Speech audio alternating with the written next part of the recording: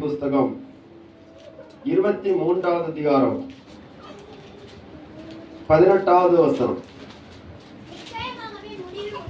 நிச்சயமாகவே முடிவு உண்டு, உன் நம்பிக்கை வீண் போகாது. அல்லேலூயா. இந்த ஆராதனையில என்ன வார்த்தை கொடுக்க வேண்டும் சொல்லி பலவாறாக மனதிலே போராடி கொண்டிருந்த போது ஆண்டவர் இந்த நாளிலும் கூட உங்களோடு பேசும்படியாக இந்த வார்த்தை என்னுடைய உள்ளத்திலே அவர் போட்டார். அதை உங்களுக்கு முன்பாக வைக்க கர்த்தருக்குள்ளாக வாஞ்சிக்கிறேன். நிச்சயமாகவே முடிவு உண்டு, உன் நம்பிக்கை வீண் போகாது என்று சொல்லி அவனுடைய வார்த்தை சொல்லப்பட்டிருக்கிறது. அன்பானவர்களே, நாம் அநேக காரியங்களிலே ஒரு நிச்சயமாக ஒரு முடிவை நாம் எதிர்பார்த்து கொண்டிருக்கிறோம். அந்த முடிவு நமக்கு ஸ்தோத்திரம் நன்மையான முடிவுகளாக இருக்க ஆண்டவர் நமக்கு கிருபை செய்வாராக. அல்லேலூயா. ஸ்தோத்திரம். எரேமியா தீர்க்கதரிசன புஸ்தகம் 29வது அதிகாரம் 11வது வசனத்தை வாசிக்கிற போது, நீங்கள் எதிர்பார்த்திருக்கும் முடிவை உங்களுக்கு கொடுக்க நான் உங்கள் பேரில் நினைத்திருக்கிற நினைவுகளை அறிவேன் என்று கர்த்தர் சொல்லுகிறார். அவைகள் தீமைக்கல்ல, சமாதானக்கேதுவான நினைவுகளே. அல்லேலூயா. ஸ்தோத்திரம். பாருங்க, நீங்கள் எதிர்பார்த்திருக்கிற முடிவை உங்களுக்கு கொடுக்கும்படிக்கு நான் உங்கள் மேல் நினைத்திருக்கிற நினைவுகளை அறிவேன் என்று கர்த்தர் சொல்லுகிறார். அப்படின்னா நம்ம எல்லாருமே ஒரு முடிவை நம்ம எதிர்பார்க்கிறோம். நிறைய விஷயங்களை நம்ம நினைக்கிறோம். இந்த காரியம் எப்படி முடியும், இந்த விஷயம் எப்படி முடியும், இந்த காரியத்துல நான் தொடங்கி இருக்கிற காரியத்துல நல்லபடியா முடியுமா என்று சொல்லி நம்ம அநேக நேரத்துல நம்ம சிந்திக்கிறோம், யோசிக்கிறோம், பிரயாசப்படுகிறோம். அல்லேலூயா.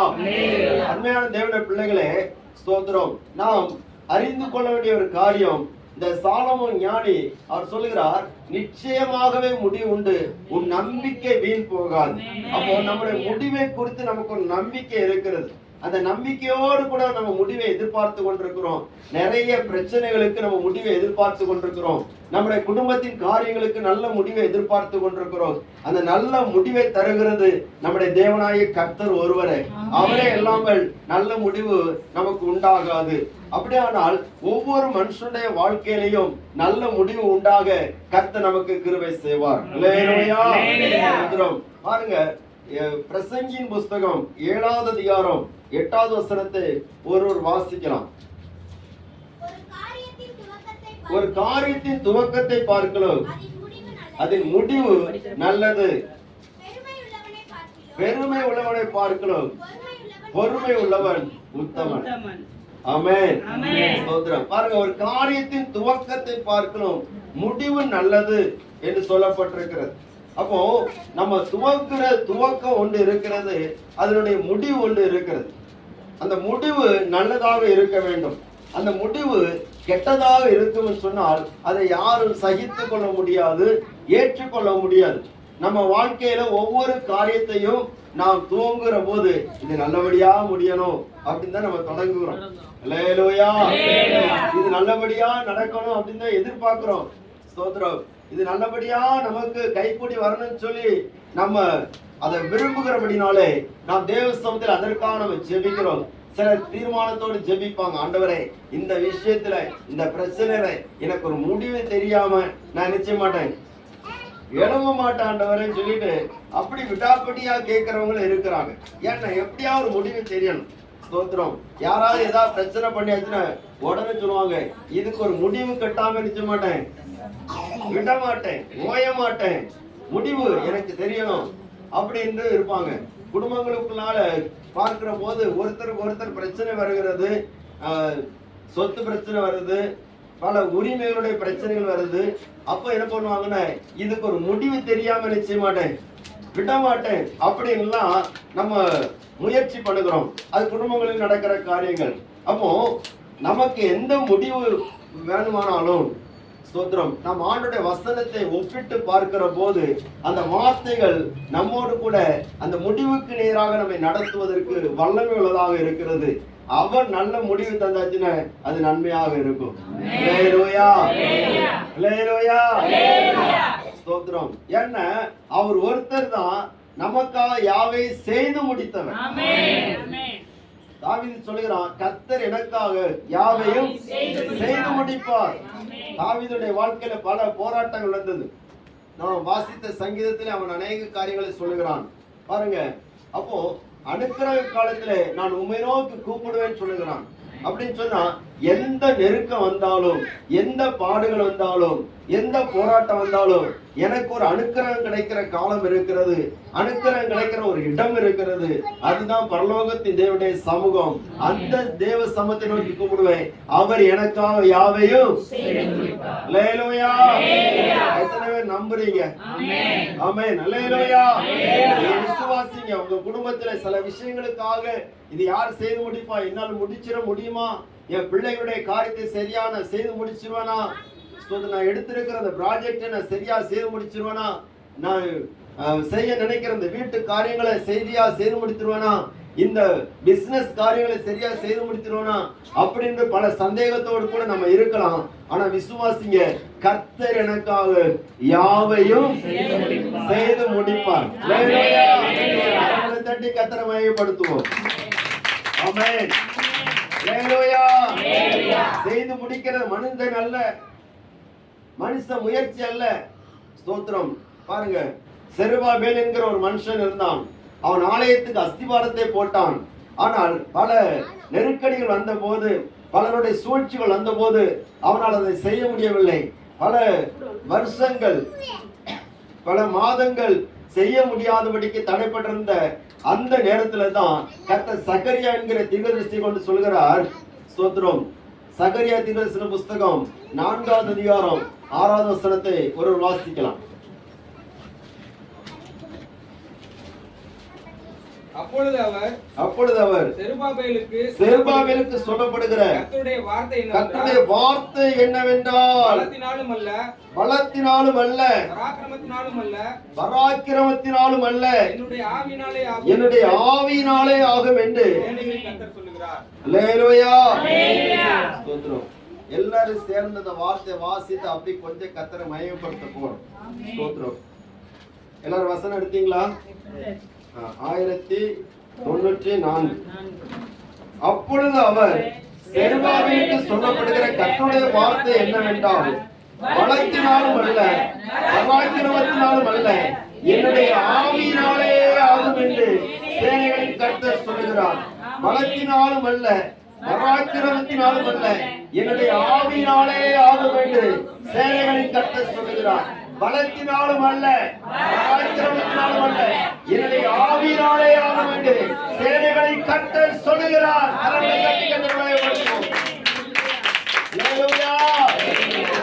அவனுடைய ஆவியினாலே ஆகும். இந்த செருபாபேல் ஆலயத்துக்கு அஸ்திபாரம் போட்டாயிற்று, எல்லா காரியங்களும் தொடங்கி ஆகிவிட்டது. ஆனால் அதற்கு எதிரடையா பேசுகிறவர்களும், விரோதமா செயல்படுகிறவர்களும், தந்திரமான ஆலோசனை பண்ணுகிறவர்களும் அதிகமான பேர் இருந்தபடினாலே, அவனை மனமடி வாக்குகிறவர்கள் அநேகர் இருந்தபடினாலே அந்த வேலையை செய்ய முடியாதபடிக்கு தடைப்பட்டிருந்தது. ஆனால் கர்த்தருடைய வார்த்தை வெளிப்படுகிறது.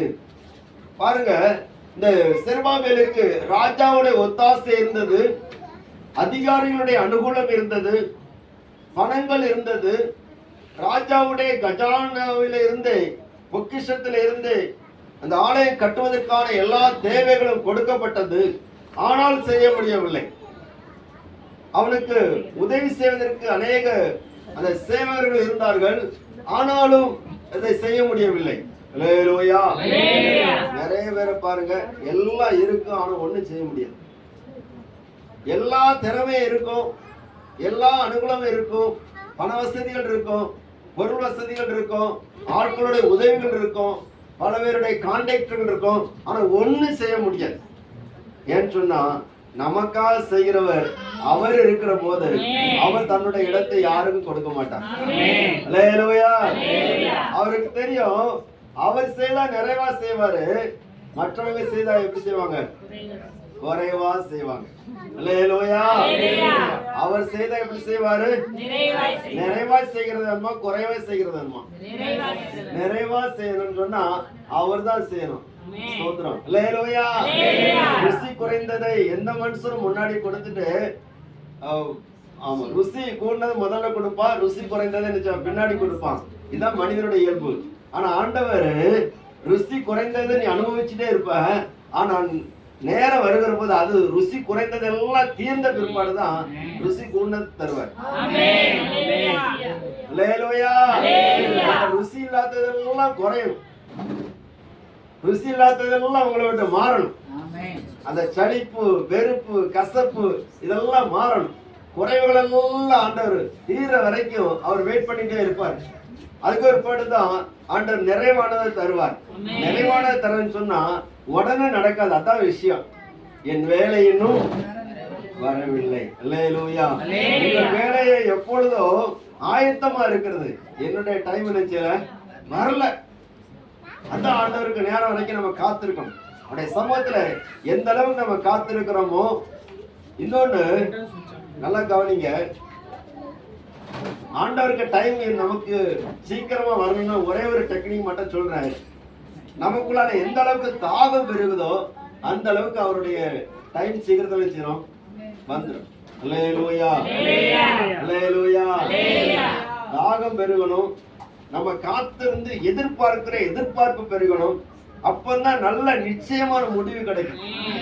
நமக்கு வயசு போனதுனால ஆண்டவர் செய்வார் நினைக்க கூடாது, வருஷம் போகிறதுனால செய்வார் நினைக்க கூடாது.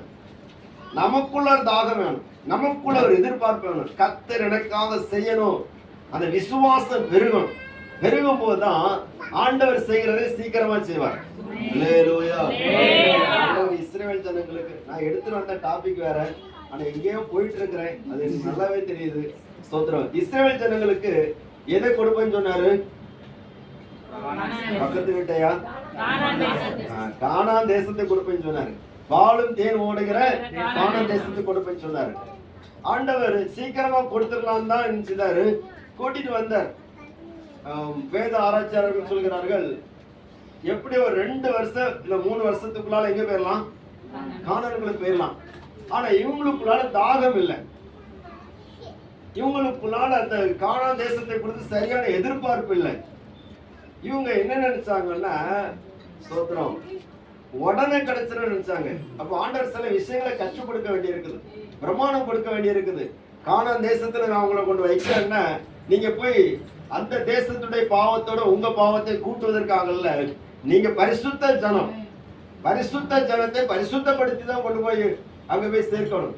அப்போ அவங்களை பரிசுத்தப்படுத்துவதற்காக சில நிறைய விஷயங்களை கற்றுக் கொடுப்பதற்காக ஆண்டவர் சில காலங்களை அவர் எடுத்துக்கொண்டார். அந்த ஜனங்கள் அந்த இடத்துல தேவனை குறித்த ஒரு தாகமும், அந்த கானான் தேசத்தை குறித்த ஒரு எதிர்பார்ப்பும், தேவனுக்கு கொடுக்கக்கூடிய அந்த ஆசீர்வாதத்தை அவர்கள் பற்றி கொள்வதற்கேற்ற ஆயத்தம் அவர்களுக்குள்ள இருக்குன்னு சொன்னா உடனே நினைச்சிருப்பாங்க.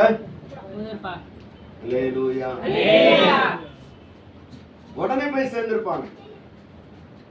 இவங்க அப்படி செய்யற 2 வருஷம் ஆன பிற்பாடு வேவு பார்க்க போனவங்க அந்த சொன்ன தகவலை பார்த்து அவங்க சோர்ந்து போய் அவங்க என்ன பண்ணாங்கன்னா, இதை விட பழைய வாழ்க்கை பெற்று, எகிப்தே பெற்றா இருக்கு. அங்க நேரத்துக்கு நேரம் சாப்பாடு கிடைச்சது, அவன் அடிச்சது ஞாபகம் இல்லை, அவன் ஜீவனை கசப்பாக்குற ஞாபகம் இல்லை, அந்த குழந்தைகள்லாம் நைல் நதியில போட்டது ஞாபகம் இல்லை, அவன் கொடூரமா நடத்துனதுலாம் ஞாபகம் இல்லை. சோத்திரம். பிசாசுக்குள்ள இருக்கும்போது அந்த ஆவிகள் எப்படியெல்லாம் அலக்கழிச்சுங்கிறதே ஞாபகம் இல்லை. லேகியோன் பிசாசு உள்ள இருக்கும்போது அது வஸ்திரம் இல்லாம அலைய விட்டதுல ஞாபகம் இல்லை நிறைய இருக்கு. அல்லேலூயா. அல்லேலூயா. அதெல்லாம் ஞாபகம் இல்லை. கல்லுகளினால தன்னை காயப்படுத்தினது ஞாபகம் இல்லை. இப்போ எதுதான் அவங்களுக்கு பெருசா தெரியுதுன்னா, இப்போ ஏன் ஆண்டவர் இப்படி எல்லாம் சோதிக்கிறார், நம்ம போகக்கூடிய தேசத்தை எப்படி போய் சுதந்திரிக்க முடியும், அவங்க இவ்வளவு பெரிய தேசமா, இவ்வளவு பெரிய ராட்சசர்கள்லாம் இருக்கிறாங்க, இவ்வளவு பெரிய ஆட்கள்லாம் இருக்கிறாங்க, இதை எப்படி நம்ம செய்ய முடியும் சொல்லிட்டு ஆண்டவரை சந்தேகப்பட்டு அந்த எதிராளியுடைய கூட்டத்தை உயர்த்தினாங்க. கர்த்தர் 38 வருஷம் அலைய விட்டுட்டார். அல்லேலூயா. கர்த்தர் எனக்கா யாவை செய்து முடிப்பாரு. அவர் எவ்வளவு சீக்கிரமா செய்யணும்னாலும் எவ்வளவு லேட்டா செய்யணும்னாலும் யாருடைய கையில தான் இருக்குது? அல்லேலூயா. அவருடைய கையில தான் இருக்குது. பாஸ்டர் கரெக்டா தான் சொன்னாங்க. ஆனா அவர் லேட்டா செய்கிறது, லேட் ஆக்குறதுக்கு காரணம் யார் தெரியுமா? நம்ம தான். அல்லேலூயா. ஒத்துக்கொள்றீங்களா? அல்லேலூயா. நல்ல விசுவாசத்தோடு ஜெபம் பண்ணுவீங்க. ஆனா திடீர்னு ஒரு அவிசுவாசம் வரும். சோத்திரம். உண்மையிலே நடக்குமா? உண்மையிலே ஆண்டவர் என் ஜெபத்தை கேட்கிறாரா? அப்ப ஆண்டவர் என்ன பாப்பாருன்னா, நான் ஜெபத்தை கேட்கிறேன்னு சொல்லிட்டு நீ விசுவாசிக்கிற வரைக்கும் நான் வெயிட் பண்றேன் அப்படிம்பாரு. அல்லேலூயா. புரியுதா உங்களுக்கு? ஸ்தோத்திரம். எங்க சபையில பேசுற மாதிரி தான் உங்க சபையில பேசுறேன். ஸ்தோத்திரம். அல்லேலூயா. விசுவாசிக்கிறது, நமக்குள்ளான விசுவாசம் வர வரைக்கும் அவர் வெயிட் பண்றார். நமக்குள்ள சில விஷயங்களை பரிசுத்தம் வர வரைக்கும் வெயிட் பண்றார். சில ஆயத்தங்கள் உருவாகுற வரைக்கும் வெயிட் பண்றார். நமக்காக அவர் காத்திருக்கிறார். என்ன? நிச்சயமாகவே முடிவுண்டு, உன் நம்பிக்கை வீண் போக கூடாது என்பதற்காக. அல்லேலூயா. நம்பிக்கிட்டே இருக்கிறோம்ல, நல்ல காரியம் நடக்குன்னு சொல்லி எதிர்பார்த்துட்டே இருக்கோம்ல, ஒரு பெரிய காரியத்தை ஆண்டவர் செய்வான்ட்டு. அந்த பெரிய காரியத்தை கர்த்தர் நிச்சயமாக நமக்கு வாய்க்க பண்ணுவார். நிச்சயமாகவே முடிவுண்டு, உன் நம்பிக்கை வீண் போகாது என்று சொல்லி கர்த்தர் சொல்கிறார். அல்லேலூயா. கர்த்தருடைய நாமம் மகிமைப்படுவதாக. மத்தேயு எழுதின சுவிசேஷம் 28வது அதிகாரம் 20வது வசனம்.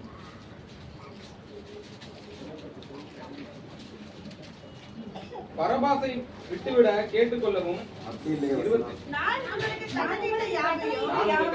நான் உங்களுக்கு கட்டளையிட்ட யாவையும் அவர்கள் கைக்கொள்ளும்படிக்கு அவர்களுக்கு உபதேசம் பண்ணுங்கள். இதோ உலகத்தின் முடிவு பரியந்தம் சகல நாட்களிலும். அல்லேலூயா. சொல்கிறார், இதோ உலகத்தின் முடிவு பரியந்தம் சகல நாட்களிலும் நான் உங்களுடனே கூட இருக்கிறேன் என்றார். உலகத்தின் முடிவு வரைக்கும் இருப்பார். அவர் என்னைக்கு உயிரோடு தான் இருக்கிறார். அவர் உயிரோடு இருக்கிறதுனால தான் நம்ம எல்லாரும் விசுவாசிகளா இருக்கிறோம். பூமியில எத்தனையோ தலைவர்கள், மகான்கள், கல்விமான்கள், நல்லது செய்தவங்க, கெட்டது செய்தவங்க எல்லாம் வந்தாங்க போனாங்க. ஆனா ஒருத்தரும் உயிரோட இல்லை. ஆனா இயேசு ஒருத்தர் தான் இதுவரைக்கும் உயிரோடு இருக்கிறார். அவர் உயிரோடு இருக்கிறதுனால நமக்கு நிச்சயமான நல்ல முடிவுகளை நமக்கு தருவார். ஸ்தோத்திரம். கர்த்தருடைய நாமம் மகிமைப்படுவதாக. இந்த நாளில் கூட தொடர்ந்து உங்களுக்கு அதை தொடர்ந்து ஒரு சில காரியங்களை சொல்ல விரும்புகிறேன். நிச்சயமாக எல்லா மனுஷருடைய வாழ்க்கையிலையும் சில முடிவுகள் உண்டு. அந்த முடிவுகள் எப்படிப்பட்ட முடிவுகளாக இருக்கிறது என்பதை நாம் உணர்ந்து கொள்ள வேண்டும். உங்களுக்கு சபையாருக்கும் இந்த வார்த்தை பொருந்தும். ஒருவேளை கர்த்தருக்கு சித்தமான வெளியிலிருந்து கேட்கிறவர்களுக்கு இந்த வார்த்தை பொருந்தும் என்று சொல்லி கர்த்தருக்குள்ளாக வாஞ்சிக்கிறேன். ஸ்தோத்திரம். யோபின் புஸ்தகம் 16வது அதிகாரம் 22வது வசனம்.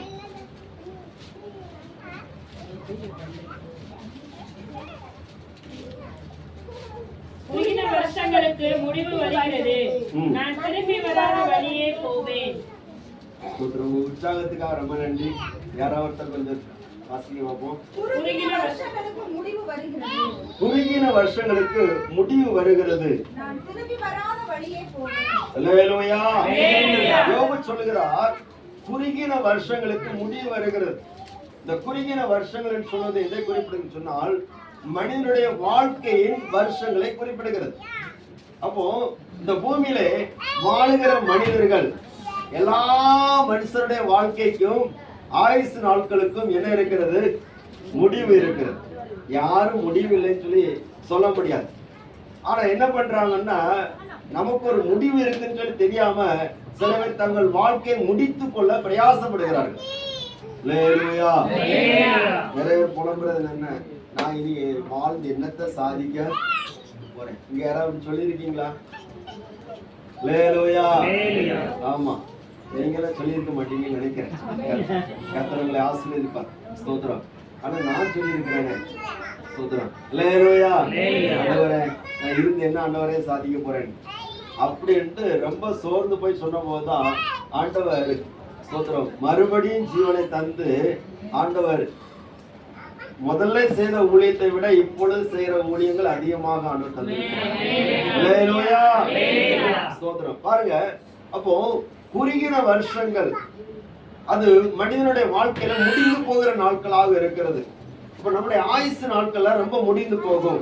எப்படிப்பட்ட மனிதனாக இருந்தாலும் சரி, பணம் படைத்தவனாக இருக்கலாம், நல்ல சரீர புஷ்டி உள்ளவனாக இருக்கலாம், நல்ல செல்வாக்கு உடையவனாக இருக்கலாம், அரசியல்வாதியாக இருக்கலாம். ஸ்தோத்திரம். எப்படிப்பட்ட மனிதனா இருந்தாலும் சரி, அவனுடைய வாழ்க்கையில ஒரு முடிவு கட்டாயம் உண்டு. அவனுடைய ஆயுசு நாட்கள் முடிந்து போய்விடும். இந்த யோபு அவர் பெரிய ஒரு செல்வவான், பெரிய ஒரு ஐஸ்வர்யவான். ஆனா அவருக்கு எல்லாம் போயிட்டு போன பிற்பாடுதான் அவர் சொல்றாரு, குறுகின வருஷங்களுக்கு முடிவு வருகிறது. என்னுடைய நாட்கள் குறுகின வருஷங்களாக இருக்கிறது, அதுக்கு ஒரு முடிவு வருகிறது. மனுஷன் செத்த பின் பிழைப்பானோ என்று சொல்லப்பட்டிருக்கிறது. அல்லேலூயா. ஆண்டவர் இயேசு சொன்னார், மனிதன் உலகம் முழுவதும் ஆதாயப்படுத்தி கொண்டாலும் தன் ஆத்துமாவை நஷ்டப்படுத்தின அவனுக்கு லாபம் என்ன என்று சொல்லப்பட்டிருக்கிறது. பாருங்க, உலகத்திலேயே ரொம்ப அறிமுகமான ஒரு மனிதன் இருந்தான். அவன் பெரிய ஒரு டான்ஸுக்காரன். அவனுடைய பேரை பலிபீடத்திலிருந்து சொல்ல விரும்பவில்லை. அல்லேலூயா. ஆமா, அவன் 50 வயதிலேயே அவன் மரித்து போய்விட்டான். ஆனால் அவனுக்கு இருந்த நிறைய விசேஷ காரியங்கள் என்ன சொன்னா, அவன் உடம்புல வியாதியே இருக்கக்கூடாது என்பதற்காக பல காரியங்களை ஏற்கனவே பண்ணி வைத்து விட்டான். அவனை பரிசோதிப்பதற்காகவே டாக்டர்மார்கள் இருந்தார்கள். அவனுக்கு கிட்னி கொடுப்பதற்கு, கிட்னி ஃபெயிலியர் ஆயிட்டுனா கிட்னி கொடுப்பதற்கு அதுக்கு ஆட்கள் இருந்தார்கள். உங்களுக்கு யாராவது இருக்காங்களா? அல்லேலூயா. நம்ம கிட்னி எடுக்காம இருந்தா சோதரம். காற்று பலவீனம் ஆயிட்டுன்னு சொன்னா காற்று கொடுக்க ஆட்கள் இருந்தாங்க. அவர் வெளியே போறான்னு சொன்னா, ஒரு ஃபங்க்ஷன்ல கலந்து கொள்கிறான்னு சொன்னா, அந்த உடலை செக் பண்ணி எல்லாம் ட்ரீட் பண்ணி எடுத்துட்டு தான் போவார். இளமையாக இருப்பதற்காக எப்பொழுதும் முகத்துல பல சர்ஜரி எல்லாம் பண்ணிட்டு தான் இருந்தார். கடைசியில 50வது வருஷத்துல ஆள் போய் சேர்ந்துட்டார். உங்களுக்கு தெரியும் நினைக்கிறேன். அல்லேலூயா. நீங்க உங்களுக்கு தெரியும், இதெல்லாம் உங்களுக்கு கரெக்டா தெரியும். சோதரம். அல்லேலூயா. மனிதன் சாகக்கூடாது என்பதற்காக என்னென்னமோ பண்றான். ஆனா ஸ்தோத்திரம், சாகக்கூடாது என்பதற்காக என்னென்னமோ பண்ணுகிற மனிதனுக்கு முடிவு வந்து விடுகிறது. ஆண்டவர் சொல்கிறார், தன் ஜீவனை ரட்சிக்க விரும்புகிறவன் அதை இழந்து போவான். என் நிமித்தமாக தன் ஜீவனை இழந்து போகிறவன் அதை நிச்சயவான் நித்திய ஜீவ காலமாக ரட்சித்துக் கொள்வான். அல்லேலூயா. அல்லேலூயா. ஸ்தோத்திரம். எல்லா மனுஷனுடைய வாழ்க்கைக்கு முடிவு இருக்கிறது. அப்போ இந்த முடிவு 2 வகையில இருக்கிறது. ஒண்ணு, அந்த முடிவு வேதனையான முடிவு ஒன்று இருக்கிறது, சமாதானமான முடிவு இருக்கிறது. சங்கீதத்தின் புஸ்தகம் 37வது சங்கீதம்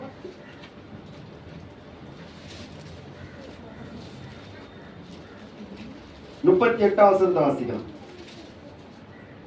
அக்கிரமக்காரர் ஏகமாய் அழிக்கப்படுவார்கள். அறுப்புண்டு போவதே துன்மார்க்கரின் முடிவு. அல்லேலூயா.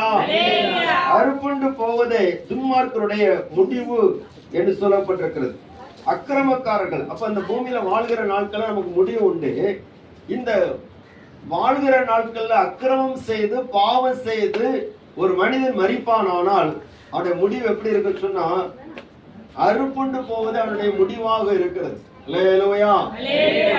அழிந்து போவது அவனுடைய முடிவாக இருக்கிறது. ஆண்டவர் சொன்னார், ஸ்தோத்திரம், பாருங்க, துன்மார்க்கனுக்கு சமாதானம் இல்லை என்று என் தேவன் சொல்லுகிறார். இந்த உலகத்தை அனுபவிக்கலாம். இந்த உலகத்திலே அநேக பாவ காரியங்கள் இருக்கிறது. அது எல்லாவற்றையும் அனுபவிக்கலாம், தன் வாழ்நாளில் அனுபவிக்கலாம். பாருங்க, இப்போ எல்லாமே கைக்குள்ள வந்துட்டு, உலகமே கைக்குள்ள வந்துட்டு, யாருமே சொல்ல வேண்டாம், பிள்ளைங்களாம் கவனிங்கம்மா, யாருமே சொல்லி தர வேண்டாம். இப்ப பெற்றவங்களுக்கு பிள்ளைகள் தான் நிறைய விஷயத்துல மொபைல சொல்லி தராங்க. ஆனா பாருங்க, நிறைய பாவ காரியங்கள் கண்களை இழுக்கக்கூடியதாக, சிந்தனையை கெடுக்கக்கூடியதாக, வாழ்நாளையை சீரழிக்கக்கூடியதாக நிறைய காரியங்கள் ஒவ்வொரு நாளும் பிசாசு விதைத்து கொண்டே இருக்கிறான். இது பாவ சந்தோஷம். மோசேயை குறித்து சொல்லப்பட்டிருக்கிறது, அவன் அநீத்தியமான பாவ சந்தோஷங்களை அனுபவிப்பதை வெறுத்தான் என்று சொல்லப்பட்டிருக்கிறது. அல்லேலூயா. உலகத்தில் அநேக அநீத்தியமான பாவ சந்தோஷங்கள் இருக்கு. பாவ சந்தோஷத்துக்கு அளவே கிடையாது. ஆனா அந்த பாவ சந்தோஷம் கொஞ்ச நேரம் சந்தோஷம் கொடுக்குது. சினிமா பாக்குறது கொஞ்ச நேரம் சந்தோஷம் கொடுக்குது. தண்ணி அடிக்கிற கொஞ்ச நேரம் சந்தோஷம் கொடுக்குது. தேவையில்லாதெல்லாம் பேசுறது, கெட்ட வார்த்தை பேசுறது, சண்டை போடுறது, இதெல்லாம் கொஞ்ச நேரம் சந்தோஷம் கொடுக்குது, திருப்தி கொடுக்குது. ஆனா என்னுடைய முடிவு என்ன தெரியுமா? அது கலக்கமாக இருக்கிறது. அல்லேலூயா. முடிவு அழிவாக இருக்கிறது. கர்த்தருடைய நாமம் மகிமைப்படுவதாக. எசேக்கியேல் தீர்க்கதரிசன புஸ்தகம் 7வது அதிகாரம் 3வது வசனத்தை வாசிக்கலாம்.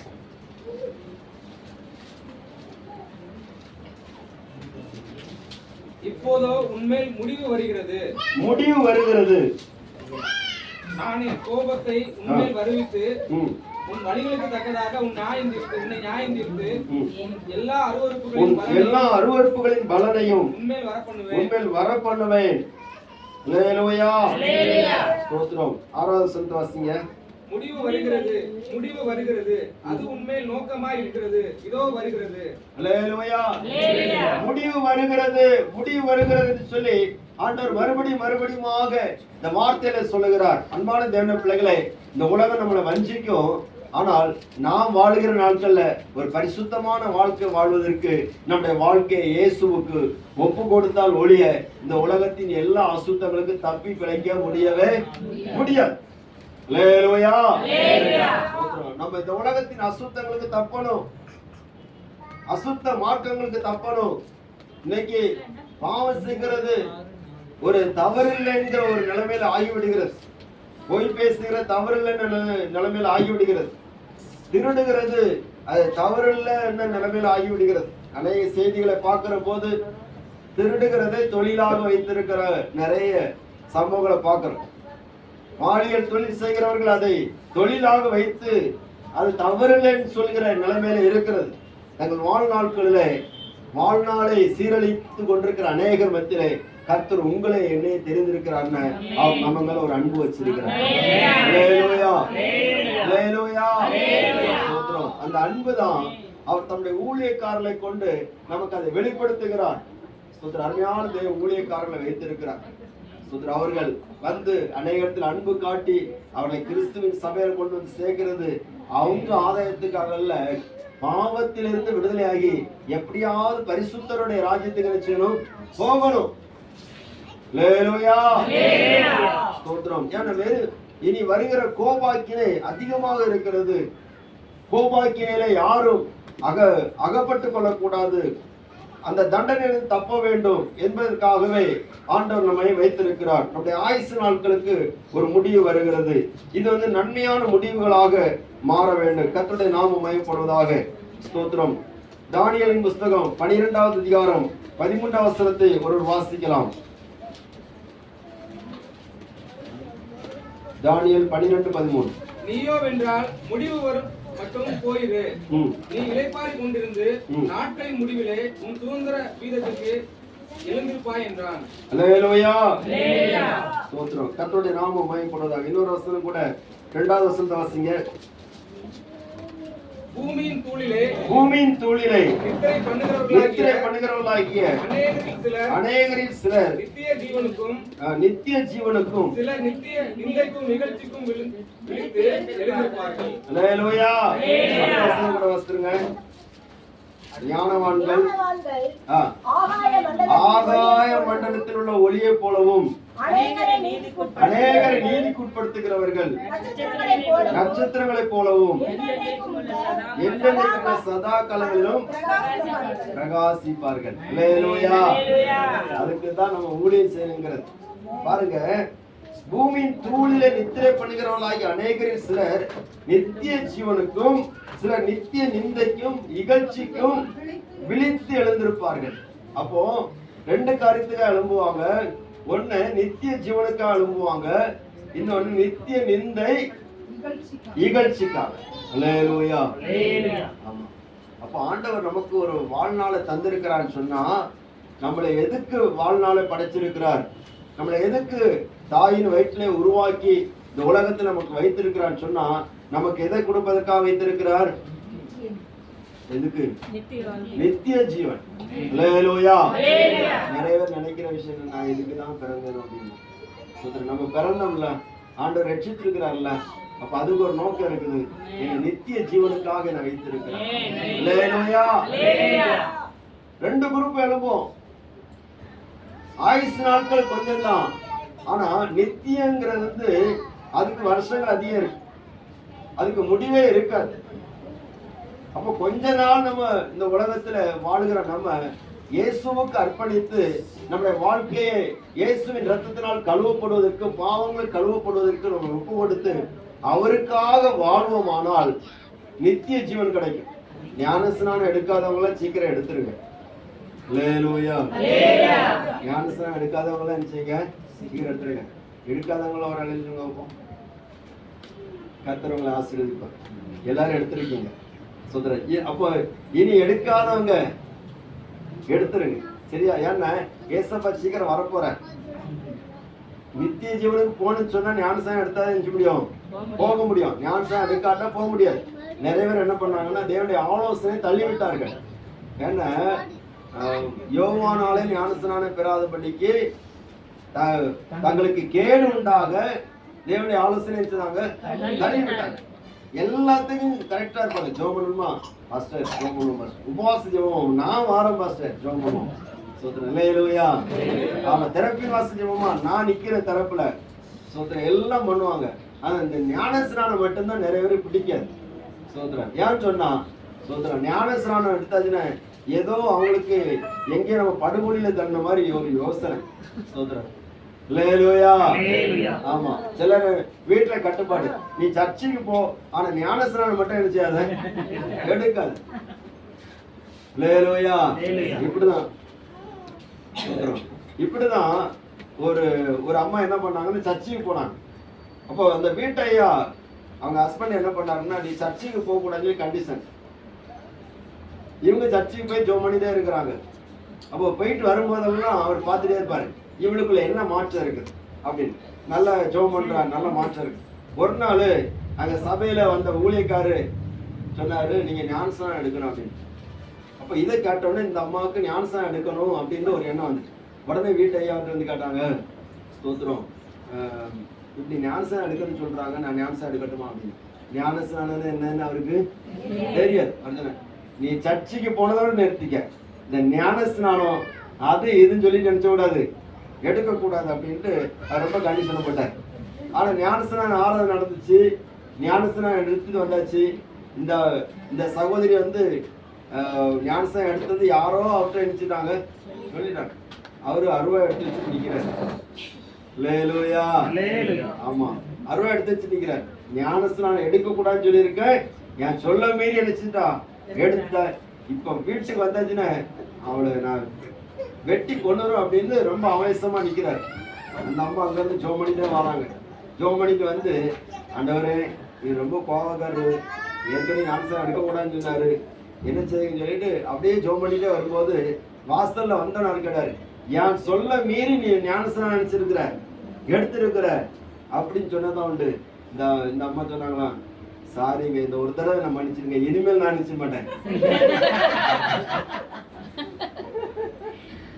இனிமேல் நான் நினைச்ச மாட்டேன். கர்த்தர் எப்படி தப்பு வைக்கிறார் பாருங்க. இனிமேல் நான் எடுக்க மாட்டேன், இனிமேல் எடுக்க மாட்டேன்ல, எடுக்கவே மாட்டேன். இனி நீங்க செத்தாலும் எடுக்க மாட்டேன், எடுக்கவே மாட்டேன். ஜாபம் இப்படிதாங்க. ஒரு தடவை முங்கி எழுப்புறதுக்கு என்ன பிரச்சனை? நம்ம ஞானஸ்நானம் எடுத்தாதான் நித்திய ஜீவனை காண முடியும். அப்படித்தான் அந்த யோவான் 3ஆம் அதிகாரத்தில் நிக்கோதேமு என்கிற அந்த தேவாலய தலைவன் அந்த பரிசேயன் நிற்கிறான். அவன் வந்து சொல்றான், ஆண்டவர்கிட்ட வந்து கேட்கிறான். பேசும்போது அவன் சொல்ல, ஒருவன் மறுபடியும் பிறவாவிட்டா தேவனுடைய ராஜ்யத்தை நினைச்ச மாட்டான், காண மாட்டான் அப்படிங்கிற. உடனே இவருக்கு ஒரு டவுட், ஒரு மனுஷன் எப்படி தன்னுடைய தாயின் வயிற்றுல மறுபடியும் போயிட்டு பிறக்க முடியும் அப்படின்னு. அப்ப ஆண்டவர் விளக்கம் சொல்றாரு, ஒருவன் ஆவியினாலும் ஜலத்தினாலும் பிறவாவிட்டால் தேவனுடைய ராஜ்யத்திலே பிரவேசிக்க மாட்டான். அல்லேலூயா.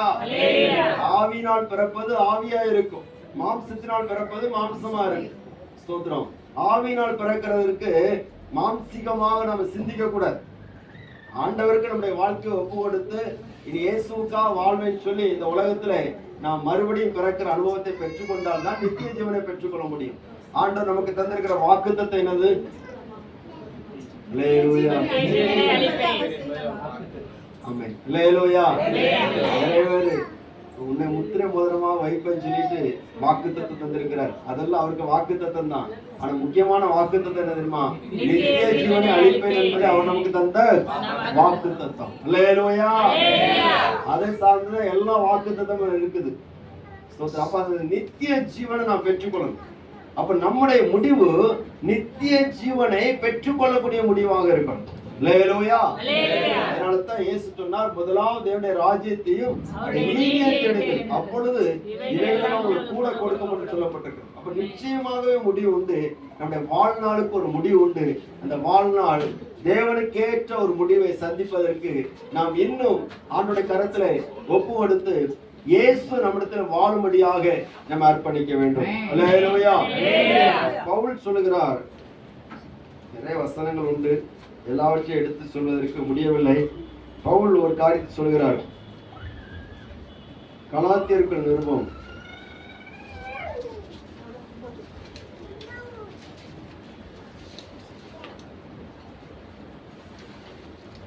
2வது அதிகாரம்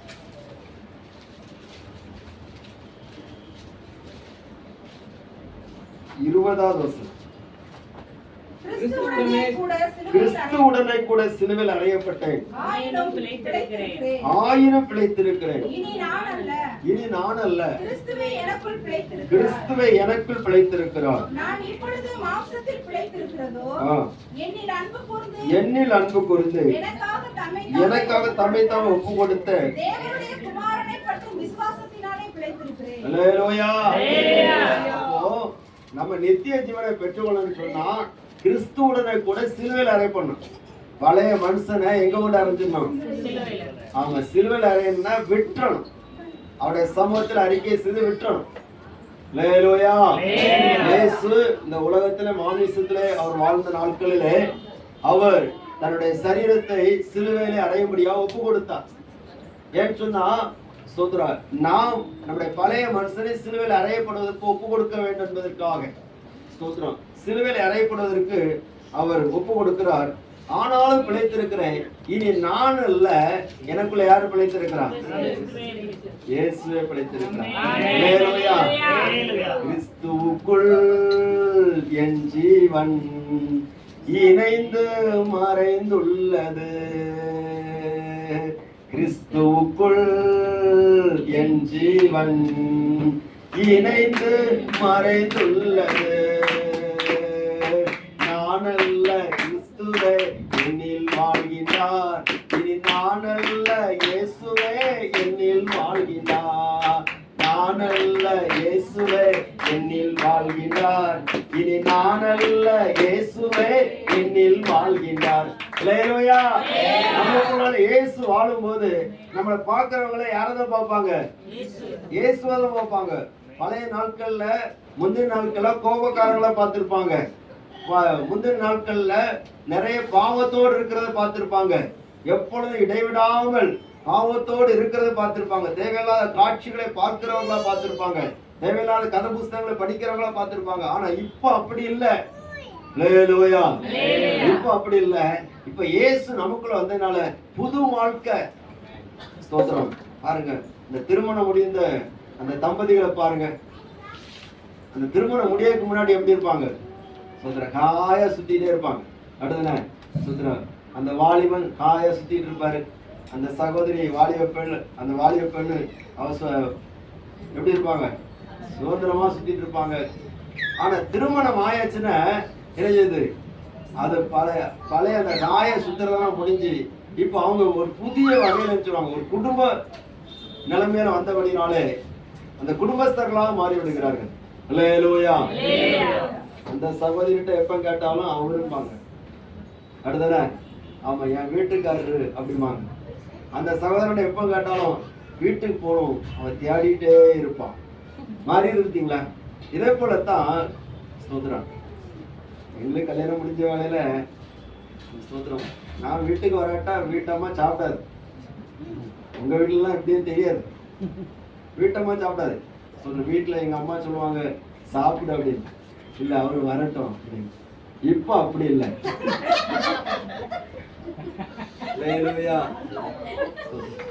அப்படிதானம்மா? அவன் இப்ப அப்படி இல்ல.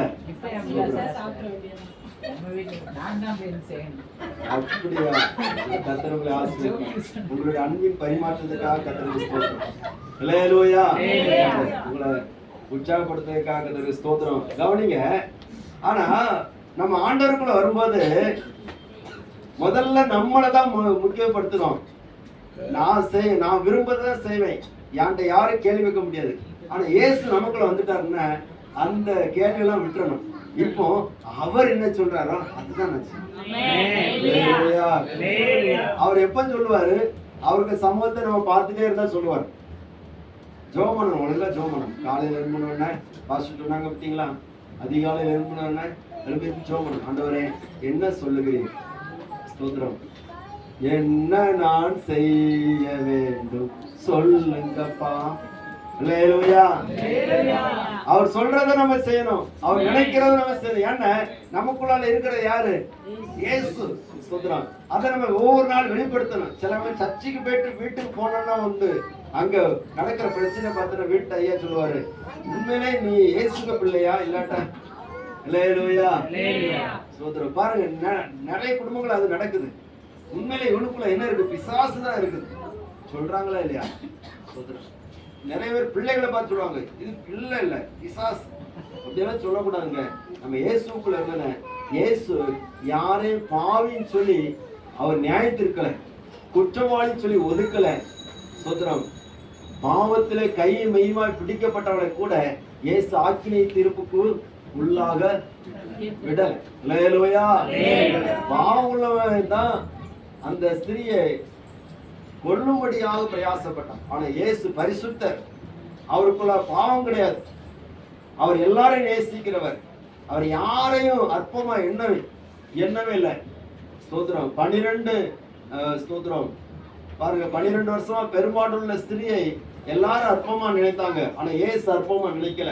லேகியோன் பிசாசு பற்றி அவன் இருக்கிற இடத்துக்கு யாருமே போக முடியாது. ஆனா இயேசு அவனை தேடி போனான். அவனே அற்பமா நினைக்கல. இயேசு யாரையும் நியாயத்திருக்கல. ஸ்தோத்திரம். ஆனா குறைவுள்ள மனுஷன் தான் நிறைய பேர் நியாயத்தீர்த்தே இருக்கிறான். இயேசு நமக்குள்ள இருந்தாருன்னா நிறைய பேரோட குற்றங்களை நம்ம மன்னிப்போம். வச்சுட்டு இருக்க மாட்டோம். யாராவது ஒரு வார்த்தை சொன்னா நம்மளால தாங்க முடியல. இந்த உலகத்துல வாழ்ந்து என்னத்தங்க கொண்டு போறோம்? ஸ்தோத்திரம். அல்லேலூயா. 1000 கோடி வச்சிருந்தாலும் ஒண்ணும் நடக்காது. ஆவி போயிட்டுன்னா அதுக்கு ஒரு ஸ்தோத்திரம். அந்த ஆத்மா போன இடமும் தெரியாது. சரீரத்துக்கு என்ன வரணும் அதை செய்ய ஆரம்பித்துருவாங்க. இப்போ அது வந்து நடந்துட்டு இருந்து நேரத்துக்கு தான் நடந்து முடிஞ்சு. ஸ்தோத்திரம். இது உலக இயற்கை. எவ்வளவு பெரிய அரசியல்வாதியா இருந்தாலும் சரி, எவ்வளவு பெரிய உலக தலைவரான இருந்தாலும் சரி, அவனுடைய ஆவி போயிட்டு ஆயுசு நாள் முடிந்துன்னு சொன்னா அந்த மனுஷனுடைய முடிவு ரொம்ப கஷ்டம். அல்லேலூயா. அல்லேலூயா. குடியிருப்பதற்காக மாளிகை கட்டி வைக்கிறான். நிறைய நகைகளை சேர்த்து வைக்கிறார்கள். ஒண்ணு கூட உதவ மாட்டேங்குது. ஸ்தோத்திரம். ஒண்ணு கூட உதவ மாட்டேங்குது. ஒரு அம்மா அப்படிதான் நிறைய சேர்த்து வச்சாங்க. கடைசியில் என்னாச்சு? இப்ப அது அரசாங்க உடைமை சொத்தாக மாறிவிட்டு இன்னும் எத்தனை பேருக்கு மாறப்போதோ தெரியாது. அல்லேலூயா. இருக்கிற நாட்கள்ல இயேசு கடன் கொடுத்தான். இயேசுவுக்காக பொக்கிஷங்களை சேர்த்தால் அது நமக்கு பலனை கொடுக்கும். அல்லேலூயா. ஐஸ்வர்யவான்கள் தங்களுடைய பரிபூரணத்தை எடுத்து போட்டார்கள். இந்த ஏழை விதவை தன்னுடைய ஜீவனத்து உண்டானதை 2 காசு தான் தூக்கி போட்டுட்டான். அப்ப இந்த ஏழை விதவை தான் ஆண்டவரால் அங்கீகரிக்கப்பட்டவளாக இருந்தான். இதே போலத்தான் நம்ம வாழ்க்கையை ஆண்டவருக்கு கொடுக்கும். ஆண்டவர் கொடுத்தன்னு சொன்னா அவர் அதை பரிபூர்ணமாக்கி தருவார்.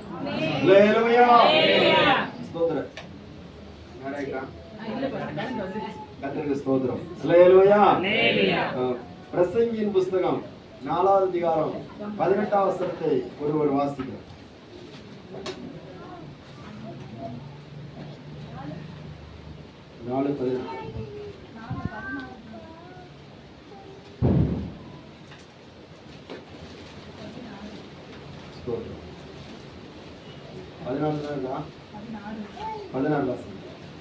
அவர்களுக்கு முன் அப்படி செய்த ஜனங்களின் இரக்கத்திற்கு முடிவில்லை. இனி இருப்பவர்கள் இவன் மேலும் பிரிய வைக்காமல் போவார்கள். அல்லேலூயா. மனதுக்கு சஞ்சலமாய் பாருங்க, இங்கே சொல்லப்பட்டிருக்கிறது 15 வசனத்திலிருந்து பார்க்கும்போது, சூரியனுக்கு கீழே ஜீவனுள்ளோர் யாவரும் ராஜாவின் பட்டத்துக்கு வரப்போகிற பிள்ளையின் பட்சத்தில் சார்ந்திருப்பதை கண்டேன். அவர்களுக்கு முன் அப்படி செய்த ஜனங்களின் வெட்கத்திற்கு முடிவில்லை. இனி இருப்பவர்கள் இவன் மேலும் பிரியம் வைக்காமல் போவார்கள். அப்படிங்களா? ராஜாவுடைய பட்டத்துக்கு அடுத்த வருஷம் மாறும். அல்லேலூயா. அதுக்கும் முடிவு இல்லை. பாருங்க, இந்த ஒரு கதை மட்டும் சொல்லிட்டு அடுத்த காட்சி சொல்றேன். ஒரு பிச்சைக்காரன் ஒருத்தர் இருந்தான். சாரி, பிச்சைக்காரன் சொல்லக்கூடாது. சரி, பிச்சைக்காரன் ஒருத்தர் இருந்தான் இந்த கதையை. அப்போ அந்த பிச்சைக்காரன் என்ன பண்ணான்னா, அவனுக்கு ஒரு ஆசை, அரண்மனையில போய் படுக்கணும். நல்ல ஆசை தானே. அவன் எப்படியோ ஒரு நாள் போராடி போராடி அரண்மனையில ஒரு பெர்மிஷன் கேட்டுட்டான். உடனே ராஜா சொன்னாரு, சரி வர சொல்லுங்க அப்படின்னு. இவன் அரண்மனைக்கு போனவன் அரண்மனையில போய் அழகா ராஜாவோட மெத்தையில போய் படுத்தான். ராஜாவோட மெத்தையில படுத்துட்டான். அப்ப ராஜா ரொம்ப சந்தோஷமா இருப்பார், அப்படிதானே? அவருக்கு கோபம் வந்து நேர அங்குள்ள போர் காவலாளிகளை கூப்பிட்டாங்க. கூப்பிட்டு சொல்ற, யாரு இங்கே இந்த பிச்சைக்காரனை வெளியே போடுங்க அப்படின்னு சொல்லி அவரை உத்தரவு போட்டோன்னு எல்லாரும் வெளியே போட வந்தாங்க. உடனே சொன்னாரு, இந்த பிச்சைக்காரன் சொல்லுகிறான், என்னன்னா ராஜாவே, நான் ஒரே ஒரு காரியம் மட்டும் கேட்டுக்கிறேன் அப்படின்னு. என்ன கேட்கணும் உனக்கு? ராஜா ரொம்ப பயப்படுத்துகிற துணியில கேட்டார், கம்பீர குரல்ல கேட்டார். இந்த பிச்சைக்காரன் பயப்படுவான்னு பார்த்தா பயப்படவே இல்லை. அவன் சாதா பதில் சொல்ல, ராஜா ஒரு காரியத்தை மட்டும் நான் உங்கள்கிட்ட சொல்றேன், அதுக்கு மட்டும் எனக்கு பதில் சொல்லுங்க அப்படின்னு. உடனே என்ன சொல்லு அப்படின்னு. இது அரண்மனையா சத்திரமா அப்படின்னு. இது அரண்மனை இல்ல ராஜா, இது சத்திரம் அப்படின்ட்டு அவங்க சொன்னோம். எப்படி நீ சத்திரம் சொல்லுகிறா? இந்த அரண்மனை யாரு கட்டினது? எங்க அப்பாக்கு அப்பா கட்டினாங்க. யாரு கட்டினா? அவங்க எங்க இருக்கிறாங்க? அவங்க போய் சேர்ந்துட்டாங்க. அவங்க சமாதி தான் இருக்கு. அதுக்கு ஒரு படத்தை அரண்மனை யார் வச்சிருந்தா? எங்க அப்பா வச்சிருந்தாங்க. அவர் எப்படிப்பட்ட ரொம்ப நல்லவர், வீரமானவர். அவர் இந்த அரண்மனை எவ்வளவு பராமரிக்க தெரியுமா? அவர் இப்ப எங்க? அவரும் போயிட்டார். இப்ப யாரு இருக்கா? இப்ப நான் இருக்கிறேன். நீங்க என்ன பண்றீங்க? இந்த அரண்மனையில நான் வாழ்றேன். என்னுடைய ராஜ்யத்துக்குரிய எல்லா காரியத்தையும் நான் இங்கிருந்து செய்து நல்லா சீர சிறப்புமா அந்த அரண்மனை வச்சிருக்கிறேன். இது உனக்கு தெரியாதா அப்படின்னு. சரி ராஜாவை, எவ்வளவு நாள் இருப்பீங்க அப்படிங்கிற. ராஜாவுக்கு கோவம் வந்துச்சு. ஏன்டா அப்படி கேட்கிற? இல்ல ராஜாவை, உங்களுக்கு அடுத்தால யார் இருப்பான்னு தெரியும். எனக்கு அடுத்தால யார் இருப்பா? என் மகன் இருப்பான். சரி, அவனுக்கு அடுத்தால அவனுக்கு மகன் இருப்பான்.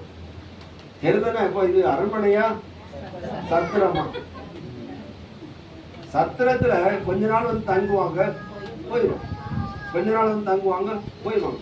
சத்திரத்துல ஆகாரம் கிடைக்கும், தங்குறதுக்கு நல்ல நிழல் கிடைக்கும். இங்க நமக்கு சர்ச்சில் ஃபேன் இருக்கிற மாதிரி ஃபேன் கிடைக்கும், மிஞ்சி போன ஏசியும் கிடைக்கும். ஆனா ஒண்ணு கொண்டு போக முடியாது, எல்லாத்தையும் வச்சுட்டு தான் போகணும். அல்லேலூயா. ஆனா நம்ம ஒண்ணு கொண்டு போகலாம், இயேசுவை நாம் கொண்டு போகலாம். அல்லேலூயா, அல்லேலூயா.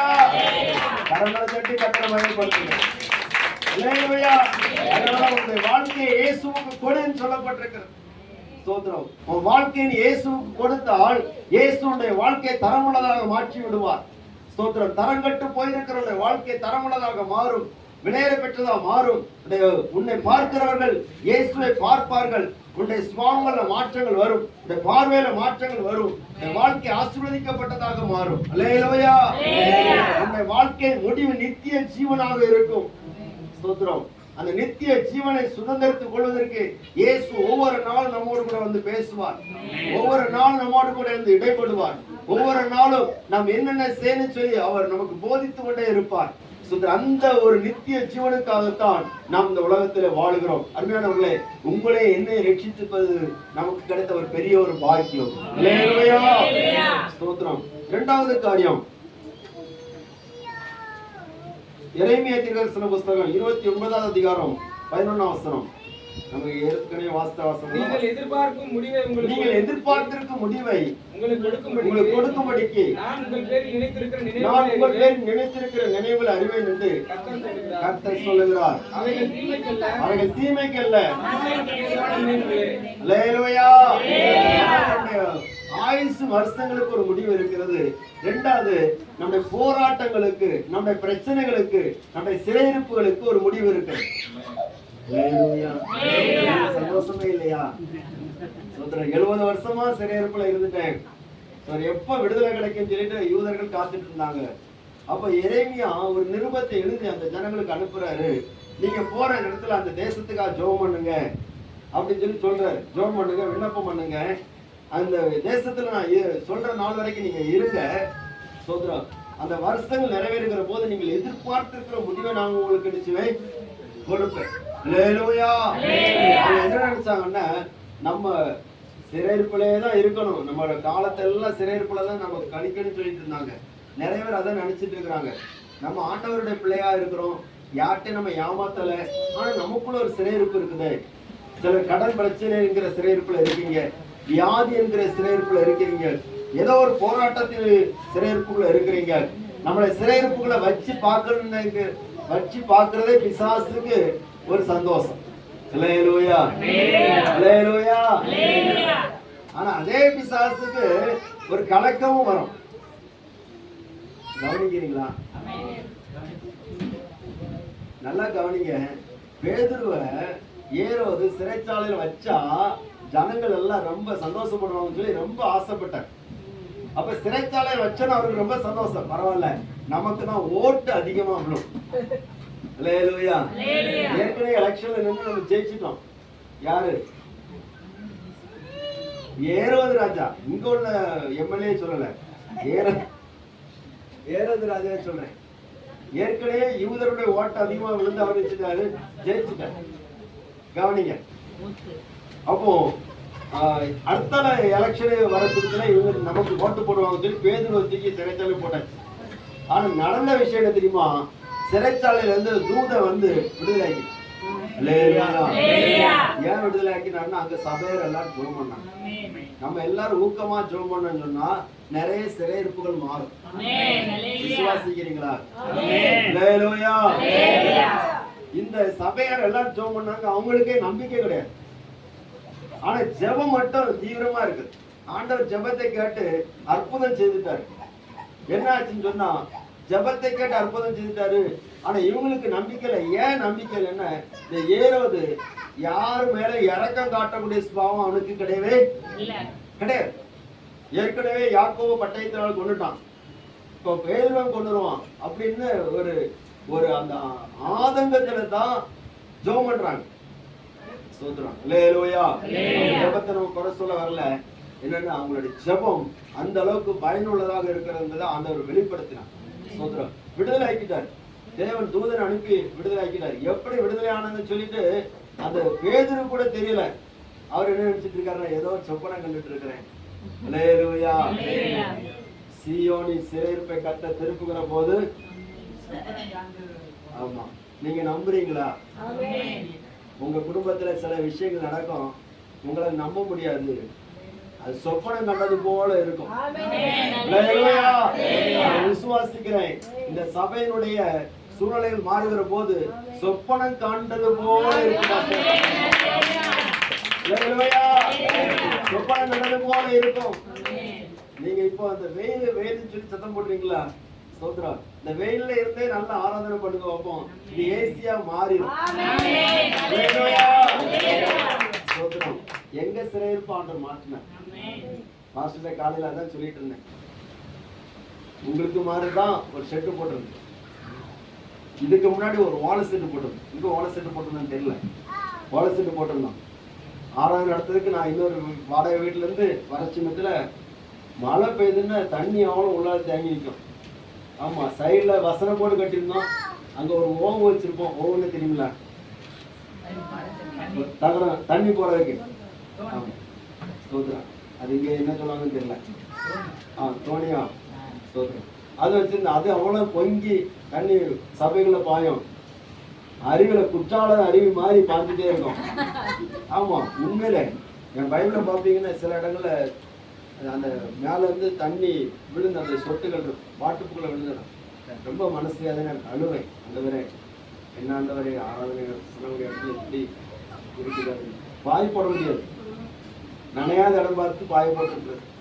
40 நாள் ஜெபம் வைப்போம், 21 நாள் ஜெபம் வைப்போம். அந்த அந்த மண்ணில் தான் முழங்கால் போட்டு ஜெபம். அந்த முழங்கால் போட்ட இடம் குழியா மாறிடும். அப்படியெல்லாம் ஜெபித்து கடைசியில ஓஞ்சு போயிட்டான். அல்லேலூயா.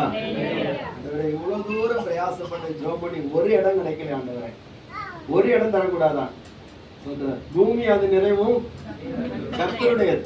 ஆமா, திண்டுக்கல் மாவட்டமும் அது கிராமங்கள் எல்லாம் யாருடையது? யாராவது சொந்தமா வாங்கியிருக்கீங்களா? அல்லேலூயா. இப்ப ஒருத்தரும் வாங்கல, யாருக்கும் கிடையாது. நிறைய பேர் வச்சிட்டு இருக்காங்களே, அவங்களுக்குள்ள கிடையாது. யாருடைய? கர்த்தருடையது. அப்ப நாங்க இப்பதான் சொல்லிக்கோங்க, ஆண்டவரே உங்களுடையதை நாங்க உங்களிடத்துல தான் கேட்கிறோம். நீர் தான் தரணும். அப்படி ஆண்டவர் தரவே இல்லை. ரொம்ப சோர்ந்துட்டோம்.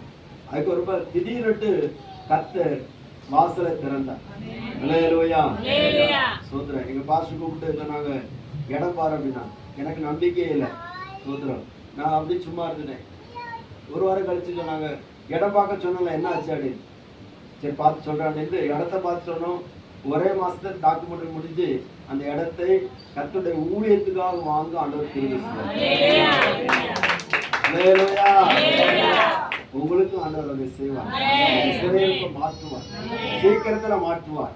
அந்த சிறையிருப்பு மாறும்போது கடந்த நாட்கள் உங்களுக்கு கனவு போல இருக்கும். ஒருவேளை நான் கனவு உலகத்துல இருந்து தான் வந்திருக்கிறேன் அப்படின்னு சொல்லுவீங்க. போராட்டத்துக்கு ஒரு முடிவு உண்டு, சிறையிருப்புக்கு ஒரு முடிவு உண்டு. பேதுருடைய சிறையிருப்புக்கு ஒரு முடிவு உண்டாயிற்று. அவனுக்கு சிறையிருப்புக்கு முடிவு உண்டானதுதான் ஏறதுக்கு கலக்கம் உண்டாயிற்று. பிசாசு நம்மளை நிறைய நேரத்தில் பிடிச்சு வைப்பான் தெரியுமா? நம்மளை ஆண்டவர் விடுவிக்கிற அந்த விடுதலை பார்த்து அவனுக்குள்ள ஒரு கலக்கம் உண்டாயிருக்கு. நிறைய பேர் சதி பண்ணிட்டே இருக்காங்க. உங்க குடும்பத்துக்கு எதிராக மந்திரவாதம் பண்ணிட்டு இருப்பாங்க, ஏதாவது ஒரு வகையில சதி பண்ணுவாங்க. சோத்திரம். இவனை வளர விடக்கூடாது, நம்மகிட்ட நல்லது மாதிரி பேசுவாங்க. நல்லது மாதிரி யாரையும் நம்பிடக்கூடாது, அதுக்கு யார்ட்டையும் சண்டைக்கு போயிடக்கூடாது. ஆமா, சோத்திரம். கர்த்தரை தவிர யாரையும் முழுமையா நம்பாதீங்க. சோத்திரம். நல்ல அன்பா பழகுங்க, நம்பிக்கையா பழகுங்க. ஆனா கர்த்தர் மேல வைத்திருக்கிற நம்பிக்கையை யார் மேல வைக்காதீங்க.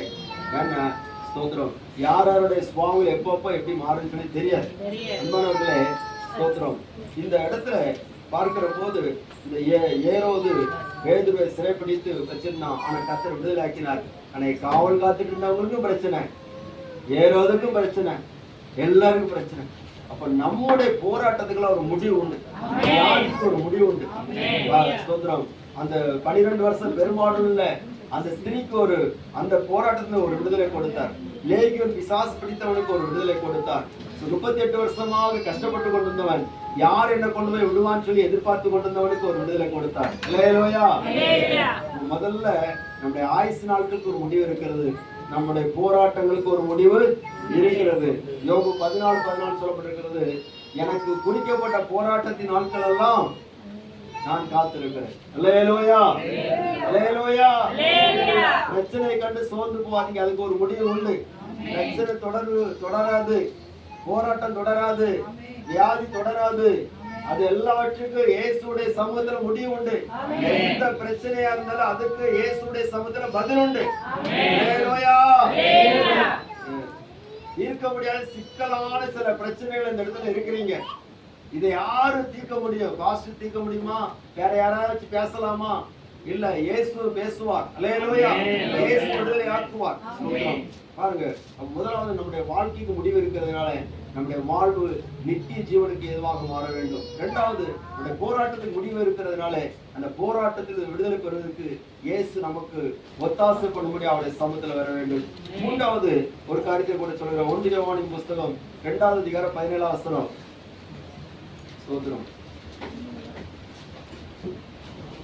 உலகமும் அதன் இச்சையும் ஒளிந்து போகும். உலகமும் அதன் இச்சையும் ஒளிந்து போகும். தேவனுடைய சித்தத்தின்படி செய்கிறவனோ என்றென்றைக்கும் நிலைத்திருப்பான். அல்லேலூயா. ஸ்தோத்திரம். கர்த்தருடைய நாமம் மகிமைப்படுவதாக. தானியேலின் புஸ்தகம் 2வது அதிகாரம் 46ஆம் வசனம். அப்பொழுது ராஜாவாகிய நேபுகாத்நேசர் முகம் குப்புற விழுந்து தானியேலை வணங்கி அவனுக்கு காணிக்கை செலுத்தவும் தூபம் காட்டவும் கட்டளையிட்டான். 46. சரி, இன்னொரு வசனத்தை வாசிங்க. மத்தேயு சுவிசேஷம் 24வது அதிகாரம் 6வது வசனம்.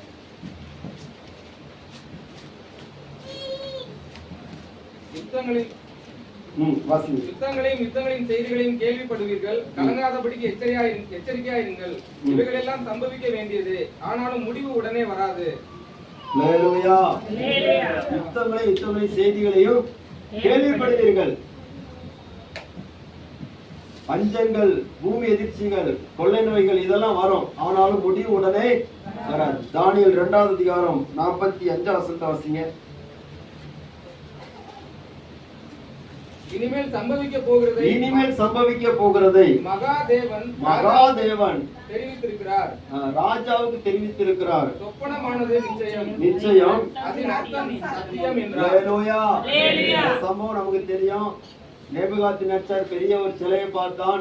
அந்த சிலையில சொல்லப்பட்டிருக்கிற அந்த உலோகங்கள் எல்லாம் யாரை குறிப்பிடும் சொன்னா ராஜ்யங்களை குறிப்பிடும், பூமியின் ராஜாக்களை குறிப்பிடும். அது எல்லாவற்றையும் தகர்த்து கைவேலை இல்லாத ஒரு பெரிய ஒரு கல் வந்து உருண்டு அந்த பெரிய சிலையை தகர்த்து அந்த பூமியில நிரப்புகிற நாட்கள் வரும். அப்படின்னா இதை நம்ம முழுமையா புரிந்து கொள்கிற காரியம் சொன்னா எல்லாவற்றையும் விளக்குவதற்கு டைம் இல்ல. உலகத்துக்கும் உலகத்தின் ராஜ்யத்திற்கும் உலகத்தின் இச்சைகளுக்கும் எல்லாத்துக்கும் ஒரு முடிவு உண்டு. நம்ம பாக்குற ராஜ்யம் எல்லாம் போயிடும். இருக்குமா? போயிருமா? போயிடும், கட்டாயம் போயிடும். நம்ம தமிழ்நாட்டுல ஆட்சியை பார்க்கிறோம், இந்தியாவுல ஆட்சியை பார்க்கிறோம், உலக ராஜ்யங்களோட ஆட்சியை பார்க்கிறோம். எல்லாரும் தங்களை வல்லரசுகளாக காட்டுவதில் ரொம்ப முயற்சி பண்ணிட்டு இருக்கிறாங்க. சோதரம் இதுல சாகுறது, பலி கொடுக்கறதெல்லாம் அப்பாவி உயிர்கள் தான் போகுது.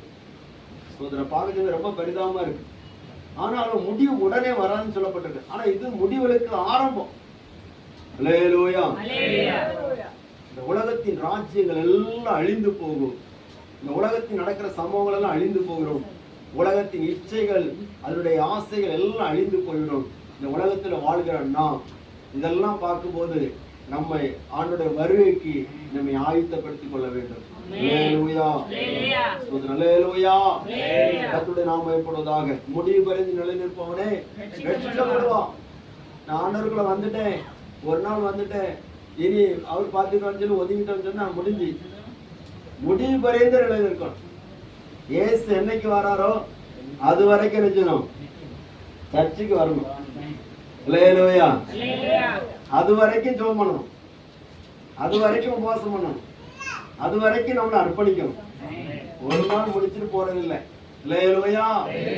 கடைசியாக 1 பேதுரு 4:17.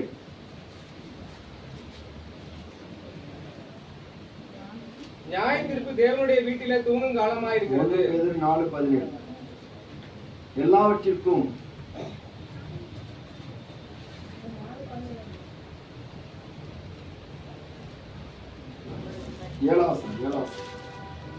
எல்லாவற்றிற்கும் முடிவு சமீபமாயிற்று. ஆகையால் தெளிந்த புத்தி உள்ளவர்களாய் இருந்து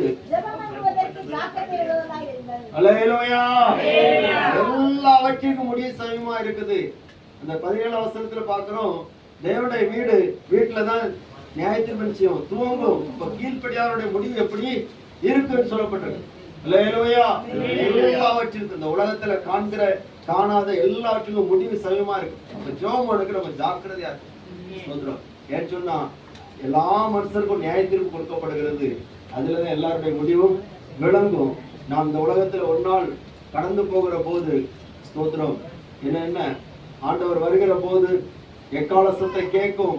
அப்பொழுது கிறிஸ்துவுக்குள் மரித்தவர்கள் முதலாவது எழுந்திருப்பார்கள். பின்பு உயிரோடு நாமும் அவரோடு எடுத்துக்கொள்ளப்பட்டு இவ்விதமாய் கர்த்தரோடு கூட இருப்போம். நம்ம எல்லாரும் ஜெபிக்கலாம். நிச்சயமாகவே முடிவு உண்டு. உன் நம்பிக்கை வீண் போகாது. நம்முடைய வாழ்க்கைக்கு ஒரு முடிவு உண்டு. நம்முடைய போராட்டங்களுக்கு ஒரு முடிவு உண்டு. இந்த உலகத்துக்கு, உலகத்தின் ராஜ்யங்களுக்கெல்லாம் ஒரு முடிவு உண்டு. எத்தனையோ கண்டுபிடிப்புகள் இருக்கு, அதெல்லாம் முடிஞ்சிடும். உலகத்துல எவ்வளவோ கண்டுபிடிப்புகள் இருக்கு, டெக்னாலஜிகள் இருக்கிறது, தொழில்நுட்பங்கள்லாம் இருக்குது, அதெல்லாம் போயிடும். ஸ்தோத்திரம். எல்லாம் வச்சிருக்கோம், எல்லாம் வச்சிருக்கோம். ஒட்டு மொத்தம் சொல்லப்பட்டிருக்கு, எல்லாவற்றுக்கும் முடிவு சமயமா இருக்கு. ஆமே, ஸ்தோத்திரம். ஹalleluya. அந்த நம்பிக்கை வீண் போக கூடாது. ஹalleluya. Thank you Jesus.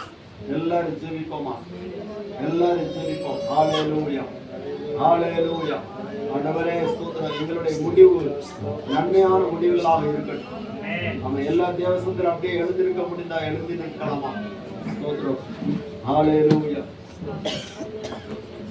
ஹalleluya. ஸ்தோத்திரம், ஸ்தோத்திரம். Thank you Lord. ஸ்தோத்திரம். நல்ல கனிகொடா மரங்களெல்லாம் வெட்டுண்டு அக்கினியில் போடப்படும். நல்ல கனிகொடா மரங்களெல்லாம் வெட்டுண்டு அக்கினியில் போடப்படும். ராஜா வருகிறார், ஆயத்தமாவோ. ராஜா வருகிறார், ஆயத்தமாவோ. இயேசு வருகிறார், எதிர்கொண்டு செல்லுவோம். இயேசு வருகிறார், எதிர்கொண்டு செல்லுவோம்.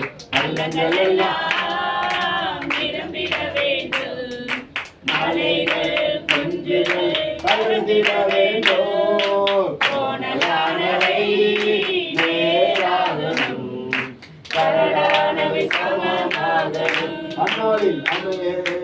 அந்நாளில் வாழும் வெந்து அணியோ. பூமியெல்லாம் எரிந்து உருகி போகும். அந்நாளில் வாழும் வெந்து அணியோ. பூமியெல்லாம் எரிந்து உருகி போகும். ராஜா வருகிறார், ஆயத்தமாவோ. ராஜா வருகிறார், ஆயத்தமாவோ. இயேசு வருகிறார், எதிர்கொண்டு செல்லுவோம். நம் இயேசு வருகிறார், எதிர்கொண்டு செல்லுவோம். ராஜா வருகிறார், ஆயத்தமாவோ. ராஜா வருகிறார், ஆயத்தமாவோ. இயேசு வருகிறார், எதிர்கொண்டு செல்லுவோம். நம் இயேசு வருகிறார், எதிர்கொண்டு செல்லுவோம். ஹalleluya, ஹalleluya, ஹalleluya, ஹalleluya. உங்கள் போராட்டங்களுக்கு ஒரு முடிவு உண்டு.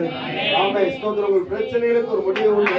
நீங்கள் நினைக்கிற காரியத்துக்கு ஒரு முடிவு உண்டு. ஆமென். ஹalleluya. எத்தனமாய் முடிவாய் கலங்காதீங்க. கர்த்தர் நாமத்தில் வந்திருக்கிற உங்களை நல்ல முடிவுகளினாலே கர்த்தர் உங்களை நடத்துவார். ஹalleluya. சோர்ந்து போகாதீங்க. தீபாவளி சபாலரா. ஆமென். அப்பா ஸ்தோத்திரம். Thank you Jesus. நம்முடைய வாழ்க்கை ஒரே ஒரு வாழ்க்கை, அந்த வாழ்க்கைக்கு முடிவு உண்டு. அது நித்திய ஜீவனுக்கு ஏதுவான முடிவை நான் பெற்றுக்கொள்ளும்படியாக நம்முடைய வாழ்க்கை ஆண்டவருக்கு ஒப்பு கொடுப்போம். இந்த போராட்டங்களுக்கெல்லாம் முடிவு உண்டு. இன்னும் தேவ சமூகத்தில் உறுதியாக பற்றி கொள்வோம். இந்த உலகமும் உலகத்தின் காரியங்கள் எல்லாவற்றுக்கும் முடிவு உண்டு. உலகத்தை நேசிக்க வேண்டாம். ஆமென். உலகத்தின் ஸ்தோத்திரம். ஆமென். காரியங்களை நான் வெறுத்து ஆமென் ஸ்தோத்திரம். இந்த உலகத்தினை வருகிற எல்லா விதமான அழிவுகளை பார்க்கிற போது, முடிவுகளை பார்க்கிற போது இன்னும் ஆண்டவரோடு நெருங்கி சேர்வதற்கு நம்மை ஒப்பு கொடுப்போம். எல்லாற்றுக்கும் முடிவு சமயமா இருக்கிறதுனால அதிகமாக ஜெபிக்க நம்மை ஆயத்தப்படுத்துவோம். கர்த்தர் தாமே நம்மை ஆசீர்வதிப்பாராக. ஹalleluya.